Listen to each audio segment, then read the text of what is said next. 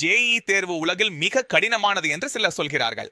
அதே நேரம் சீனாவின் காவோ காவோ தேர்வும் மிகவும் கடினம் என்றும் பேசப்படுகிறது. இன்று இந்த இரண்டு தேர்வுகள் பற்றி சில தெரியாத உண்மைகளை சொல்கிறேன். பிறகு ஜேஇ கடினமா காவோ காவோ கடினமா என்று நீங்க சொல்லுங்கள். பாருங்கள், ஜேஇ தேர்வில் சுமார் 14 முதல் 16 லட்சம் மாணவர்கள் 17,000 இடங்களுக்கு போட்டியிடுகிறார்கள். தேர்ச்சி விகிதம் சுமார் 1.2 விழுக்காடு.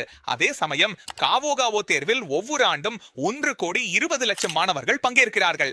இது ஜேஇயை விட 9 மடங்கு அதிகம். இதில் எத்தனை இடங்கள் இருக்கின்றன அதிகாரப்பூர்வ தகவல் இல்ல. ஆனால் ஒன்று உறுதி, இந்த தேர்வு மிகப்பெரிய அளவில் நடக்கிறது. அடுத்த நிலை பற்றி பேசினால் ஜேஇயில் இயற்பியல், வேதியியல், கணிதம் கேட்கப்படும். காவோ காவோவில் கணிதம், சீனம், பல பாடங்கள் கேட்கப்படும். மூன்றாவதாக, ஜேஇ தேர்வின் கேள்விகள் மிகவும் கடினமானவை. ஏனெனில் அவற்றில் சிந்திக்கும் திறன் அதிகம் தேவைப்படுகிறது. அவற்றை மனப்பாடம் செய்து எழுத முடியாது. ஆனால் இதற்கு நேர்மாறாக காவோ காவோ தேர்வில் பெரும்பாலான கேள்விகள் மனப்பாடம் செய்யும் அடிப்படையில் கேட்கப்படுகின்றன. இதில் கட்டுரை எழுதுதல் மற்றும் விரிவான விடைகளும் அடங்கும். எனவே அந்த வகையில் பார்த்தால் இது அவ்வளவு கடினமானது அல்ல.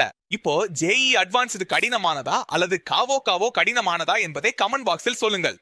இதை சொன்ன பிறகு உங்கள் ஜேஇ அட்வான்ஸ்டு தயாரிப்பில் மீண்டும் கவனம் செலுத்துங்கள்.